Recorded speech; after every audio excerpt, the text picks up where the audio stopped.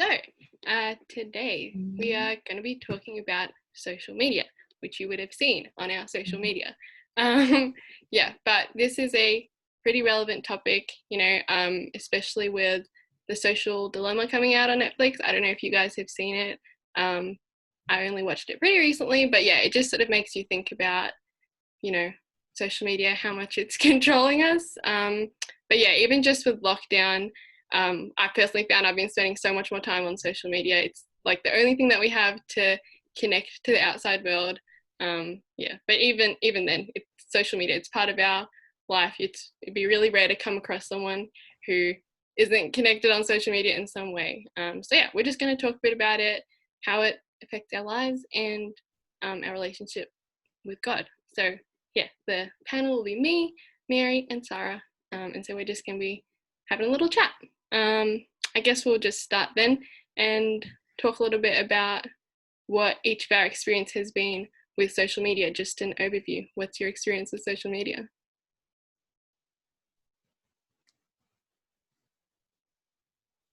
Okay, I'll jump right in. So it says my internet connection is unstable. So just like signal at me if you can't hear what I'm saying. But personally, I guess being in generation, I don't know what generation I'm in, but I was born in 1989. So I didn't grow up having access to social media. The closest thing we had was in late high school, there was MSN Messenger. And that was all the rage at the time. But I remember that in year 12, Facebook was becoming quite popular. And I remember thinking it was really lame because all my teachers were using it. It was like what old lame people did. So I wasn't really interested. And then in the following years, I eventually got a Facebook account. And now I use it a lot. Like, I would say I go on it every day.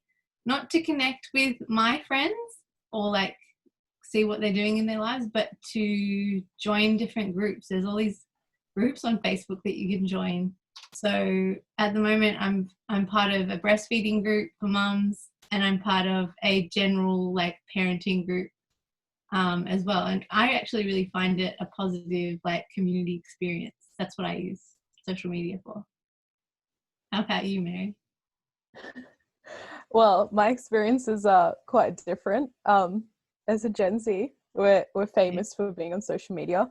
I think it's since I was maybe like 12, my phone's been attached to my hand, and it's not the best thing, but that's just how it is. And it kind of feels like if you're not on your phone, you're not connected, and you're out of the loop, and you're kind of almost an outcast. And it sounds dramatic, but that's really how it feels sometimes.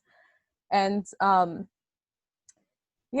think now I try to stay away from the things on social media that can be quite negative, but of course there are ways that it affects us that we're not realizing, and that's what we're going to get into tonight. But For me, yeah, I'm probably similar to Mary. Around 12, that was like Instagram was the new thing, and Snapchat and everything. So that's when I started getting on social media. Yeah, and since then I've just been like, I guess, rotating between the different platforms. I got Facebook pretty late, but yeah, I'd say I probably go on it every day as well. It almost feels like a routine. Like when I wake up, I have to check what's going on all the like different platforms just to see what everybody's up to.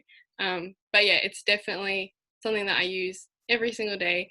But I think that there's different periods of my life where I'm more and less addicted to social media, I guess, depending on what's going on in my life, especially around like exam times. I usually try and delete the apps off my phone so that I'm not distracted by them. But yeah, I guess the busier that my life is, the less that I'm going on social media because I have my own life to attend to. But yeah, so for right now, when there's not a lot going on, that's what I'm using to fill up my time. Recently got very into TikTok, and that was a definite phase in my life, but yeah, I'm glad that that's over. So I guess the next thing to sort of think about is how do you think what we see on social media affects us?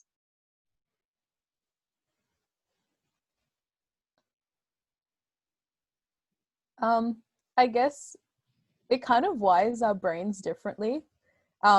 Whether we realize it or not, it's something I was saying to you guys earlier in the week. It's kind of like what you consume is what fills your brain. And even if you're not being intentional about it, that's just how it is. Like being a kid, when you'd listen to like a lot of music that was like really filled with swearing, that's kind of like what your vocabulary becomes, even if it's not what you want it to be. And I think the more time we spend on social media, I guess we just kind of become more concerned with things that don't really have much meaning. We become more concerned with like, if it's not how we look, it's like our achievements at school, or like how much money we have or how much success we have. There's just always something that we're going to start chasing after because of what we're seeing on social media, and it just affects on how we perceive others and how we perceive ourselves. So that's one thing, I guess.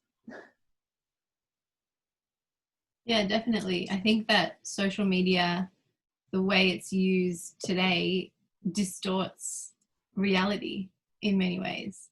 And something I was reflecting on in preparation for this discussion is that it's such an intelligent platform and medium, in that it curates things to cater to your particular desires. So, you could be, I guess the typical social media user, and I'm going to focus on Instagram because I know it's really popular. They're people who are posting pictures of themselves and pictures of stuff they own and pictures of where they've been and pictures of what they eat. And it's, it's like a recording of the highlights of their own lives. And I feel like sometimes when we use apps like that, what we're doing is looking at people who seem to be living like life to the fullest or living out their purpose. And that's really attractive. That's really attractive to us. So it's easy to get sucked into that. It's easy to compare your own life to the lives that other people are putting on for the world to see. And I think that's really addictive. And if you're a serial poster on social media, then there must be something there that it's filling for you as you consume it.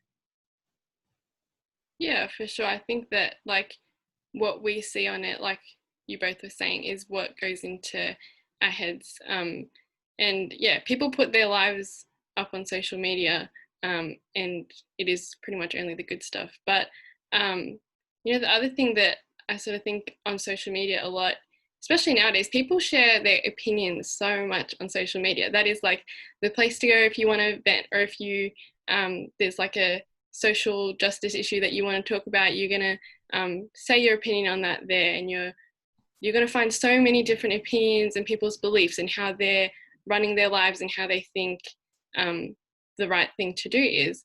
And I guess with all of that sort of clouding our judgments and coming into our brain all the time, it can be hard to focus on the truth, on God's truth, when we're constantly bombarded with the truth that everybody else believes. It's hard to sort of like sift through it all and know what's actually real. And so I think that the more that we see of the world, the less that we see of God. The verse in Romans 12 verse 2 that says, "Do not conform to the patterns of this world, but be transformed by the renewing of your mind." A classic verse. But yeah, like we were saying, the more that you see of the world, the more that's going to be what's inside you and what's in your brain, stimulating your brain all the time. And that's ultimately what's going to come out in your life as well. The other verse that I was thinking of is Proverbs 4:23, which says, "Above all else, guard your heart, for everything you do flows from it." And I think that that's just so important because, yeah, like Mary was saying, even if we don't realize it, whatever we're watching and consuming, it's coming straight into our brains and into our hearts. And, how else are we supposed to respond to that stuff but pour that stuff right back out? And social media, it's not always bad things that you're seeing on there, and I'm sure that there's good things to be taken away from it, but there's definitely stuff that is not in line with the lives that we should be living.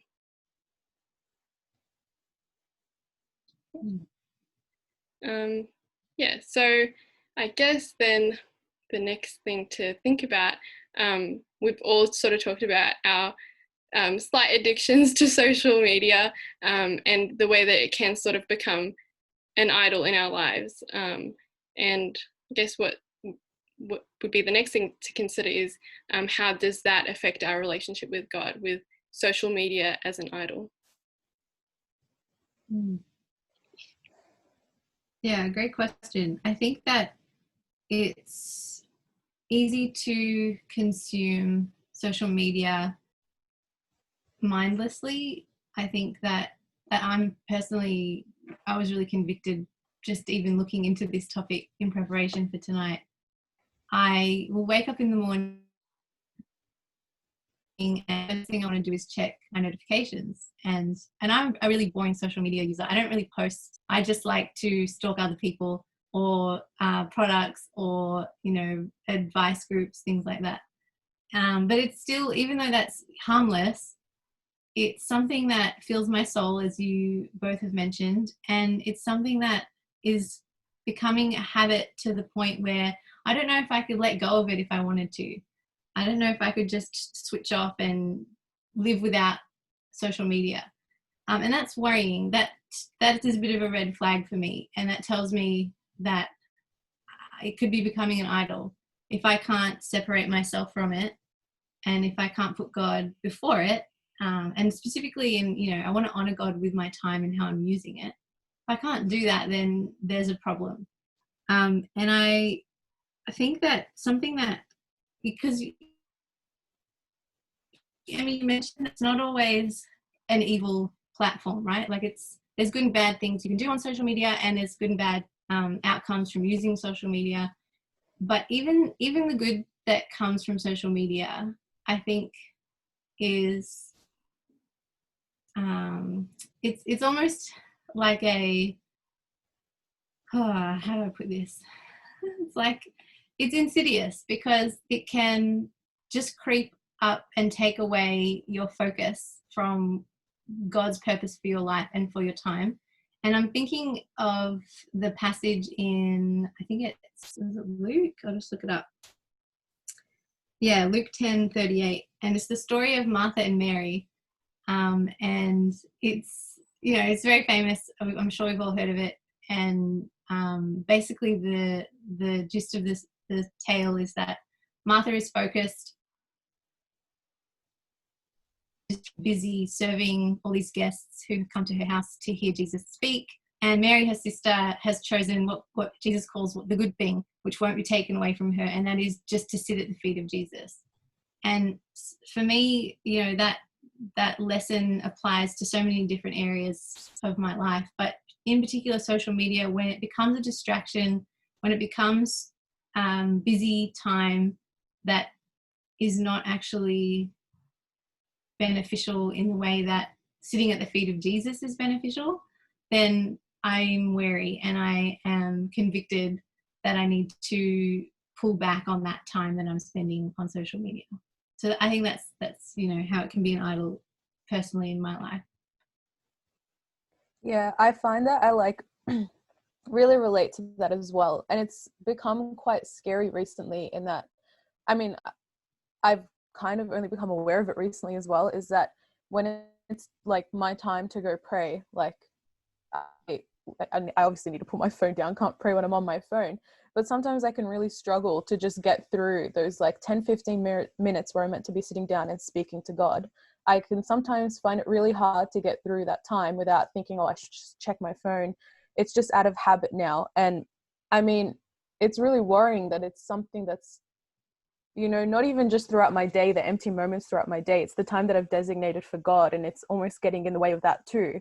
So, clear sign that there needs to be some space between me and my phone and or me and social media.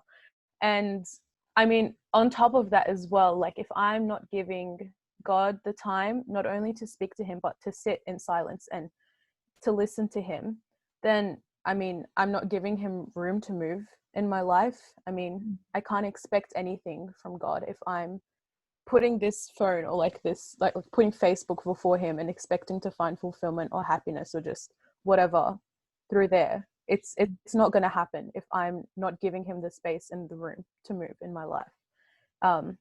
So yeah, bit of a wake up call, but definitely something I need to be more wary of. Yeah. Yeah, for sure. I definitely resonate with that, where I feel like I have to be, or I feel like I am on my phone all the time. There's never like a quiet moment. And I think that it's almost something that is unsettling to me whenever like I'm not doing something, if I'm, not watching TV or doing like uni work, or, if I'm not occupying my time with something, then I have to be on my phone to fill up the rest of the time. It's the quietness that's sort of unsettling. Like I was saying, like you have to constantly be stimulated. And so we just fill up our lives with so much noise that, like Mary was saying, there's no space for God. And that sort of just reminds me of Elijah. If you want to check this out, it's in 1 Kings 19, when he was on Mount Horeb after he challenged the Baal worshippers to see whose God would consume the offering with fire. And God was like, okay, he was running away because they wanted to kill him, and God was like, okay, I'm going to come and I'm going to speak to you. And so Elijah was just waiting for God to come, and God had just spoken using fire. And we see there's the powerful wind that comes, and then there's an earthquake, and there's a fire again. But God's not in any of those. God was in the gentle whisper. And I'm obviously not saying that God can't speak through all these things, because he just spoke through the fire. But I think it just goes to show that there is value in quietness and in the gentle whisper. And like Mary was saying, we can't be constantly filling our lives with noise and like pushing God out in that way. And then we can't expect to hear God when he does speak in the whisper. That's definitely something that that I'm personally convicted by, because I'm just always with my phone. If I'm, going from just one room to another inside my house, I feel like I have to take my phone with me. And there's not even like a spare second for me to think, to be quiet, and to hear from God. I guess we've talked a little bit about how social media can negatively affect us. We can talk a little bit more about that. But I guess on that, do you think that those negative effects only apply to ourselves, or is there possibly negative effects for people around us as well? I think yes. I mean, definitely it does have an effect on the people around us as well. And the passage that I thought of before was 1 Corinthians 10, verse 23 to 24. And it says, all things are lawful, but not all things are helpful. All things are lawful, but not all things build up. Let no one seek his own good, but the good of his neighbor. And then in verse 31, it goes on to say, so whether you eat or drink or whatever you do all for the glory of God. So, I mean, to the naked eye, sure, spending your time on social media doesn't really hurt anyone but you, because it's your time you're wasting or whatever. But we have to be careful about the fact that everything we do is setting an example to someone else. When I'm sitting on my phone all day and my little sister sees that, she thinks it's okay, because I'm her older sister who must be a lot wiser. And if I'm doing that, then it's probably okay. So that's one way that can potentially be a stumbling block to her. Or the classic example that old people love to use against us is that we're on the phone so much that we don't see other people. We'll be sitting on the dinner table on our phones. We're not talking to each other. We're not having real human connection. And as much as it's a cliche, it really is true. There'll be times where I'm out with my friends, and I try not to be the one doing this, but sometimes I'm on the receiving end of it. And that's really hurtful as well. Sure, it's not making me want to pick up. Actually, sometimes it does make me want to pick up my phone and go on it. But sure, that's not the direct consequence of it. But it's definitely not a way to show, God's love to other people. I actually listened to the message that the youth received last year about social media. I listened to it yesterday. And the speaker said something that was really interesting that I just didn't consider it from this lens, even though it's kind of obvious, and that social media as well, the way we use it, we're basically giving people a window into our lives. You know, it's the same as what you do when you're walking down the street and there are 30 people around. You're not going to go do something ridiculous because you're an ambassador for Christ. You're not going to do something ridiculous that's going to misrepresent you, or more importantly, misrepresent God. And social media is the same way. We can use our social media in a way that's harmful to others, or we can put stuff out there that's going to bless others, and that's going to just be a positive influence. And then, like Emmy was saying as well, the more time we spend on social media, the more time we normalize the culture that it cultivates. So if you kind of want to break that cycle, kind of have to step away from it a bit as well. So I guess just at the end of the day, it's thinking about being on our phones, spending time on it, being on social media, is that the best way we can serve the people around us and show God's love to others? Yeah, there's so many things that I want to say in response to that. Like this, I didn't realize I was so passionate about this subject, but one of the memories that comes to mind is a few years ago. Actually, this is before I got married.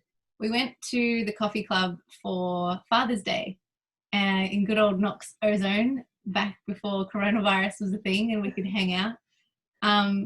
And the family sitting across from us it was the mom and the dad and then 2 kids.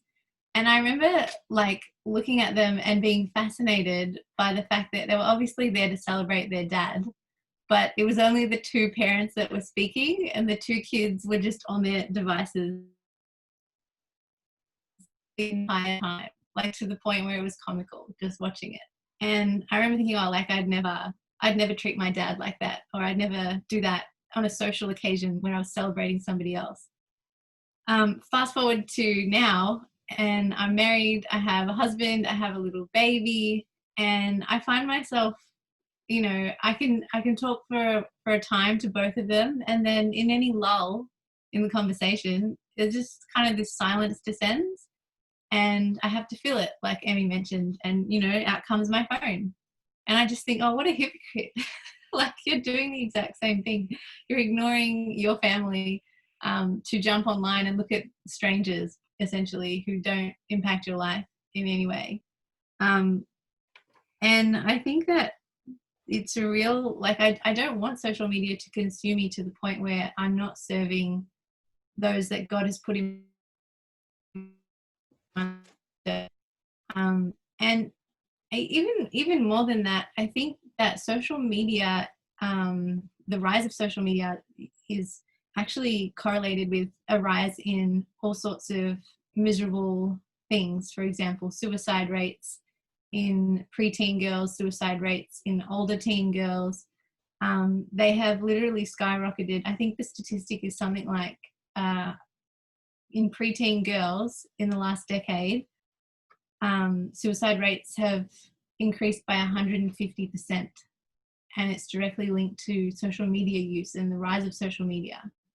And I think about my own daughter, and I don't want her to see me addicted to anything, but especially not a platform that can cause such misery and can really rip through a person's identity and self-worth in that social media can, if you use it that way.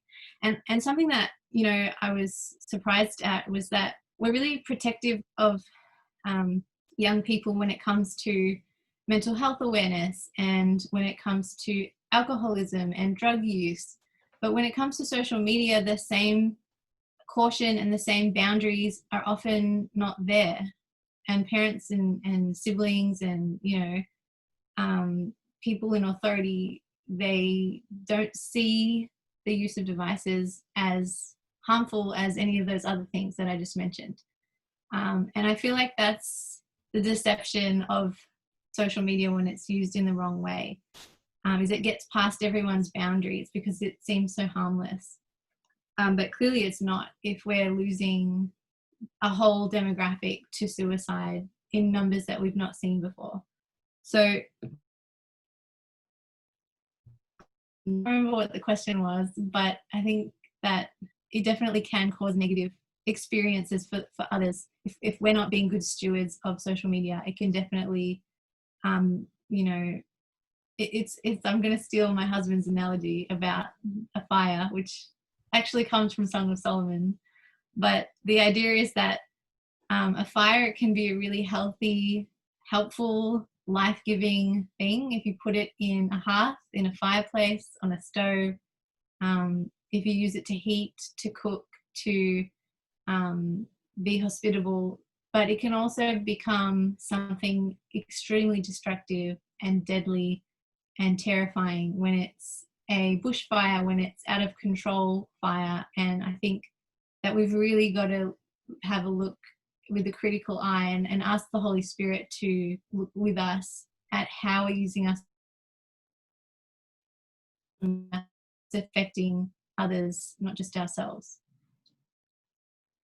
Yeah, I think that's a really good point, that we do need to be more aware of the effect that it's having, because you know, the social media use has been normalized, like you were saying, and even like our addictive habits on social media are being normalized. Like, it's normal for you to spend so much time on your phone and looking at other people's lives, and yeah, that's just sort of how we spend our day. It's how we connect with other people now. But yeah, that means that there's more danger of when that fire does erupt and then you don't see that the negative impacts that it is having. Yeah, like for me personally, you know, I realized this when I was on TikTok, and I was on TikTok for a couple months. It took me a while to get convinced to get it, and then when I was on it, I really was addicted to it, and I never had noticed myself addicted to anything in any social media platform as much as I was to TikTok. It was literally a reflex for me to go on my phone and just click on it. In like every lull of the day, I would just go, and time would slip away from me. It would be, you know, I'd spend hours on it, and it just like sucked my time and my attention so much. And it was scary to see something like that. It's just an app. It's just like these, you know, videos that are a couple of seconds, and it was taking up so much of my time, and it was taking up so much of my attention. I know this is really silly, but I would literally have TikTok sounds like in my head all day, and that's what was controlling me. And I had to realize that. I had to realize that the fire was, you know, not a good thing. And it just took me like one day to be like, okay, I'm gonna like take control over this. I'm not gonna let it control me anymore. And just say, okay, I'm not gonna go on it today. And then I didn't go back on it, thank God. So it was a good clean break from it. But I just think that, yeah, that behavior that's gotten so normalized is unhealthy for everyone. To get in a group of people where social media is just so normal, and being addicted to it is so normal, that you can't see the dangers when they do come. And I guess as well as that, the other thing, if you've ever hung out with me when I'm on my phone, I'm not the best multitasker. I get consumed by things so easily. So I'll be on my phone and I will have like no attention to whatever's going around me. Someone will speak to me and I'll have no idea what's going on. The other day I was just on my phone. I wasn't even doing anything important. I think I was just scrolling. And yeah, I was in a room with my family, and my sister was next to me, and she was like doing work, listening to music, doing all this stuff. And she was like talking to me about something that my parents had just said. I was like, what? Like, I had no idea what was going on. I was completely consumed. And I know that that's sort of a silly example, but it is alienating in that way that, you know, I'm sitting with my family. They're like a meter away from me. That's allowed because they're my family, so it's okay. Yeah, and I'm so disconnected from them. Yeah, and so I think that, like Mary was saying, it's a waste of the time and I guess people and opportunities that we have when we're just sucked into our phones and social media and things that aren't that relevant to our lives, like Sarah was saying. They're just randoms on a screen. Yeah. I guess we've trash talked social media quite a bit. So what is the right way to use social media if we can redeem it now?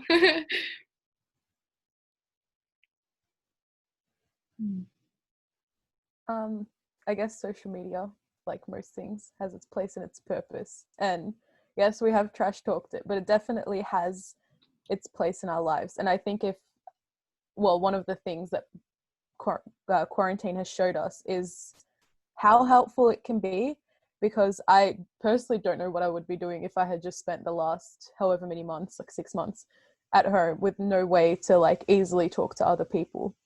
So it definitely has its place and its purpose, and we can use it to connect with others. Like I was saying, to bless others.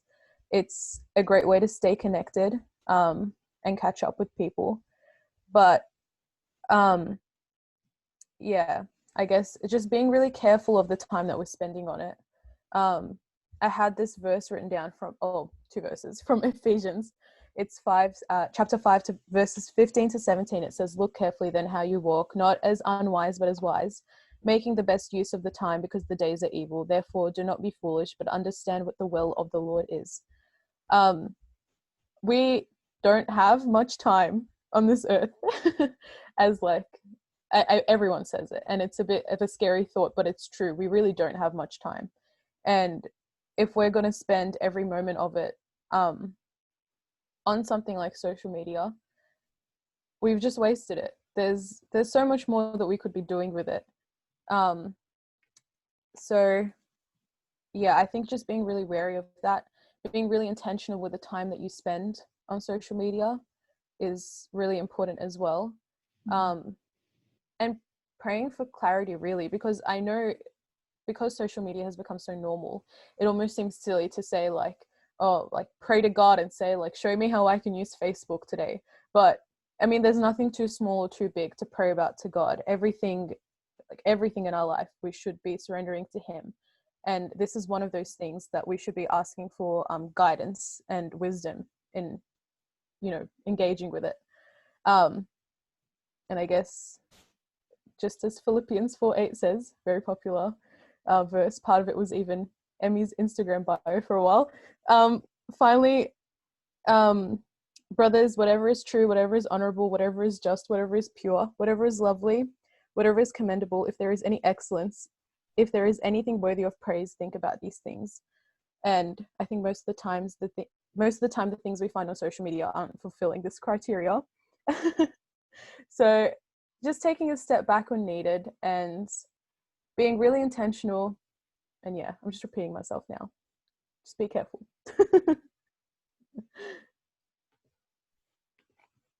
Yeah, I second that. Be careful. Be aware of why you're on social media. I'm not sure if you can hear me. Yes? Okay, cool.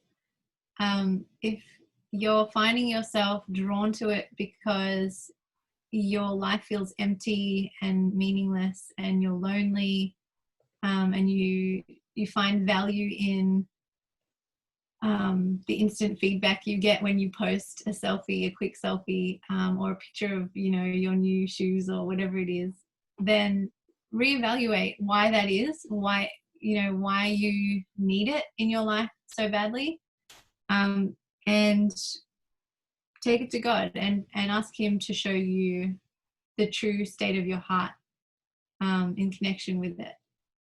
I'm not an advocate of extreme, so I wouldn't say you need to delete every app tomorrow if you think that you're addicted to it. You can certainly, like, if you feel convicted that that's the only thing you can do, like Amy had to get it off TikTok so she had full control over it. I totally respect that. But like with most things in life, a balance is probably the healthiest approach to take. I remember a few years back, a girl I used to go to school with, who wasn't a Christian, she found me on Facebook, and she'd become a Christian in the last few years. And her dad had passed away tragically, like he was really young, but he was having surgery, and he had a stroke in the middle of his operation, like something really tragic. And she was reaching out to me because she knew I was a Christian, and we'd been friends briefly in high school, and she wanted me to pray for her, and she wanted me to just listen to her vent, basically, and pour out her heart. And I remember thinking that, you know, God can do anything with the far reaches of social media, and it can be a blessing to other people. So be sensitive to the Holy Spirit when you're on it, whatever platform you're using. And if you feel a prompting that you're spending too much time on it, and like Mary said, we don't have much time on this earth. And I often think of John 10:10. It's kind of imprinted into my mind because it was on our fridge magnet growing up. And it says, I have come so that you may have life, and life abundant, or life to the full. And, you know, hours scrolling through mindlessly on various apps, it just clashes with that verse. Like, it really doesn't reflect the person, the vision that God has for your life. So be aware of your usage, and try and bless other people with it, and have a healthy approach and a balanced approach to social media, just like any other enticing thing in your life. Yeah, for sure. I think that social media is not all a bad thing. I think that it is a tool, and like with any tool, we need to be good stewards of what God has given us, and ask God how He can use it, how you can use it for Him. And like Mary was saying, that it has been such a good thing during this time of lockdown. I know that, like, any little message that I get from someone just checking up or saying hi, like, I'm so touched by that. And so definitely the communicating between people and bringing God's people together like that, is definitely not a bad thing. I really like that verse that Mary said, so I guess I'll say it again, and we'll finish off there. So Philippians 4:8, finally, brothers and sisters, whatever is true, whatever is noble, whatever is right, whatever is pure, whatever is lovely, whatever is admirable, if anything is excellent or praiseworthy, think about such things. So think about such things. So Sarah, if you could pray for us, please. Yeah, sure. Okay, thank you, Lord, for the words that have been shared tonight, and hopefully the wisdom that's been disseminated from your word and from this discussion. I pray, Lord, that you would show us our hearts, that we would look in your word, and that we would seek you and seek your face more than any other thing on this planet. In Jesus' name we pray. Amen. Amen. Amen.